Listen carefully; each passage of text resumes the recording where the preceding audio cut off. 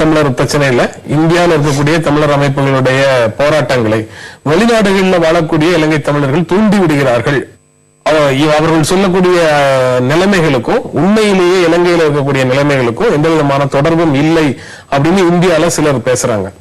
அதுல எவ்வளவு தூரம் உண்மை இருக்கு? அதாவது தமிழ்நாட்டுக்கு கிடைக்கிற செய்திகள் உண்மையில் பாதிக்கு பாதி செய்தான் தமிழ்நாட்டுக்கு வருகின்றது.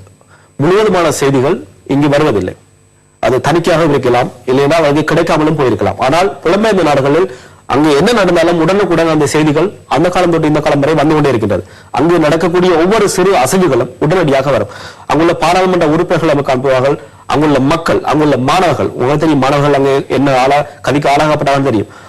பல ஊடாக உடனடியாக அச்செய்திகள் அங்கே அனைத்தும் வரும். ஆனால் தமிழ்நாட்டை அது வந்து சென்றடைக்கு காலதாமதமாகின்றது. ஆனால் இங்கு உள்ளவர்களை தூண்டி விடுவது அங்குள்ளவர்கள் என்பது அப்பட்டமான போய். ஏனென்றால் அப்படியே சொல்லணும்னா அவர்களுக்கு உணர்வு இல்லை, அவர்களுக்கு மதி இல்லை என்பது ஆகிவிடும்.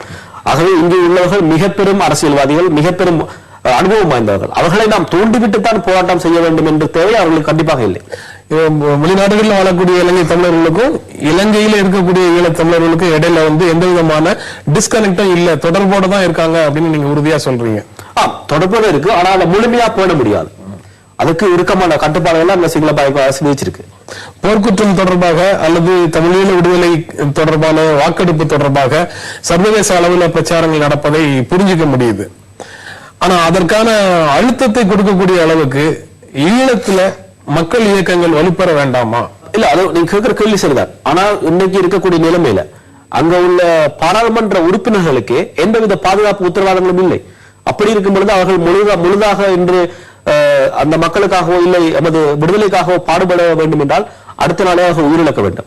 ஆகவே அங்குள்ளவர்கள் அங்குள்ள ராஜதந்திரப்படி சில வேலைகளை முன்னெடுத்து அங்குள்ள தூதுவாரங்கள் உடனடியாக அங்கு நடக்கக்கூடிய அனைத்து செய்திகளும் உடனடியாக அங்குள்ள அனைத்து தூதுவாரங்களும் தெரியப்படுத்திக் கொண்டு வருவார்கள். உண்மையில் அங்குள்ள மிக முக்கியமாக சொல்ல வேண்டிய அமெரிக்க தூதரங்களுக்கு அங்கு நாளாந்தம் நடக்கிற கொடுமைகள் அனைத்தும் அத்துப்படி. சேனல் 4 ஆவணங்களை வெளியிட்டு இருக்கிற அந்த ஆவணப்படத்தினுடைய இயக்குனர் இந்த உண்மைகளை ஏற்றுக்கொண்டு இலங்கை தங்களை திருத்திக் கொள்ளாவிட்டால் மீண்டும் அங்கு ரத்தம் சிந்த நேரிடும் அப்படின்னு சொல்றாரு. அதுக்கு என்ன பொருள்? அவருடைய கருத்து அதை என்ன கருத்தை அவர் கூறியிருப்பார் என்று என்னால் சரியாக வைக்க முடியாவிட்டாலும் அங்குள்ள தலைமுறை எப்படி 1970களில் ஆயுதங்கள் அங்கே புழங்க தொடங்கியதோ அடக்குமுறையின் உச்சகட்டத்தை அடைந்த பொழுது அதே போல் மீண்டும் அங்கே அடக்குமுறை உச்சகட்டம் பிரிட்டு கிளம்பும் பொழுது அங்கே ஆயுத கலாச்சாரம் உருவாக்கக்கூடிய ஒரு வாய்ப்பு இருக்கு என்பதை அவர் தெளிவாக சுட்டிக்காட்டியிருந்தார். அது நடக்கக்கூடிய வாய்ப்புகள் இருக்கின்றது. ஈழத்துல இன்று இருக்கக்கூடிய நிலைமையை பார்க்கும் போது ஒரு மிகப்பெரிய போருக்கு பின்னால அங்க இருக்கக்கூடிய மக்களுடைய உளவியல் ரீதியான பாதிப்பை பார்க்கும் போது உடனடியாக ஈழத்துக்கான போராட்டம் அப்படிங்கிறது சாத்தியம் இல்லை. கண்டிப்பா அப்படிங்கிற முடிவுக்கு வரலாம். கண்டிப்பா இப்போதைக்கு அது சாத்தியம் இல்லை என்றது உறுதியாக சொல்லலாம்.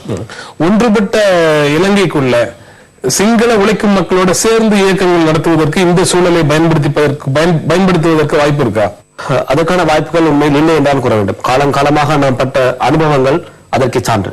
இப்போ போர்க்குற்றங்கள்னு சொல்லி வரக்கூடிய ஆவணங்கள் எல்லாமே, அதாவது ஆவணங்கள்ல இருக்கக்கூடிய ஆதாரங்கள் எல்லாமே சிங்கள படை வீரர்களால் எடுக்கப்பட்ட படங்களாகத்தானே இருக்க முடியும்.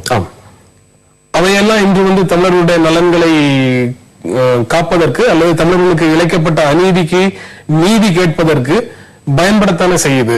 கண்டிப்பா உண்மையில் அந்த மக்கள் தங்களுடைய உயிரை கொடுத்து தமிழ விடுதலைக்காகவும் அடுத்த கட்டத்துக்கு நடத்துவதற்காகவும் தங்களுடைய உயிர்களை கொடுத்து சென்றிருக்கிறார்கள். அந்த உயிர்களை இன்று நாம் ஆவணமாக்கி இந்த சர்வதேசத்திடம் நாம் அதற்கான விடுதலையை கோருகின்றோம், நமக்கான நீதியை கோருகின்றோம்.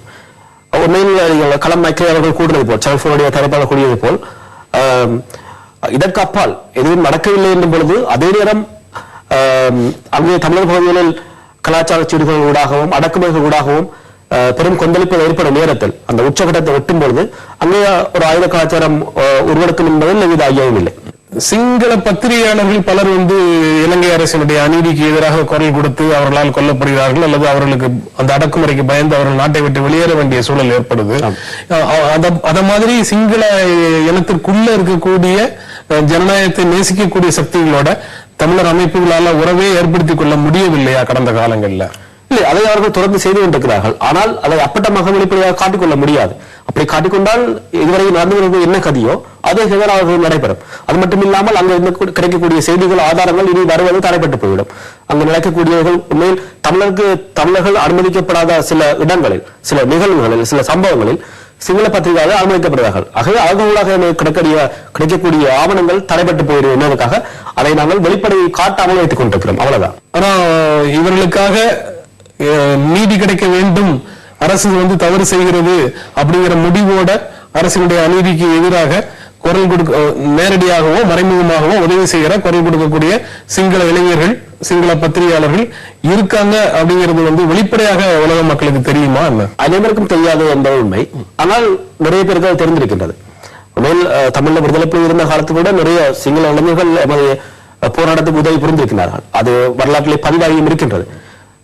இன்று அவர்கள் செய்வது ஒருவேளை ஆட்சி மாற்றத்துக்காகவும் இருக்கலாம், மற்றவருடைய கட்சிக்கு சார்பாகவும் உழைக்கலாம். இவர்கள் மஹிந்த ராஜபக்சே நிறுத்த வேண்டும் என்பது இப்போதைக்கு அவர்கள் இருக்கக்கூடிய ஒரே கருவி இந்த போர்க்குற்றம் தான், தமிழ் மக்களுக்கு இழைக்கக்கூடிய கொடுமைகள். ஆகவே இதை அவர்கள் காரணமாக காட்டி மஹிந்தவை ஆட்சியில் வாங்கி தாங்கள் ஆட்சியில் ஏறிக்கொள்ளலாம் என்பதற்காக விளையக்கூடிய ஒரு வாய்ப்பும் இருக்கின்றது. தமிழினத்திற்கு இருக்கக்கூடிய நியாயமான கோரிக்கைகளுக்காக உதவி செய்வதற்காக அவங்க அந்த வேலையை செய்யல. அதுக்காகவும் சிலர் செய்கின்றார்கள். ஆனால் பெரும்பான்மையானவர்கள் அங்கே இருக்கக்கூடியவர்கள் மஹிந்த ராஜபக்சே எதிராக அங்கே செயல்படுவார்கள், ஆட்சி மாற்றம் வேண்டும் என்பதால் அங்கே செயல்படுகின்றார்கள். எதிரிகளுக்கு இடையில இருக்கக்கூடிய முரண்பாட்டை பயன்படுத்திக் கொள்வது அப்படிங்கிற கோட்பாட்டின் அடிப்படையில் கூட அந்த உதவிகளை அவர்கள் செய்யலாம் அப்படின்னு சொல்றீங்க. கண்டிப்பா இந்த அரசியல் கட்சியில் இருக்கக்கூடிய பின்னால் இருக்கக்கூடிய அந்த புத்த மதம் என்பதுதான், அந்த தலைமை பீடம் என்பதுதான் இவர்களை அடக்கி ஆளுகின்றது என்பது உண்மை. ஆகவே எந்த கட்சி வந்தாலும் தமிழர்களுக்கு அங்கே விடிவு என்பது கிடையவே கிடையாது. சர்வதேச அளவில் இருக்கக்கூடிய அனைத்து முயற்சிகளுக்கும் இப்ப உடனடியான விளைவு, உடனடியான பலன் என்ன கிடைக்கும் அப்படின்னு நீங்க எதிர்பார்க்கிறீங்க? எந்த ஒரு விடுதலை வரலாற்றிலும் மக்களுடைய போராட்டம் தோற்றதாக சரித்திரமே இல்லை.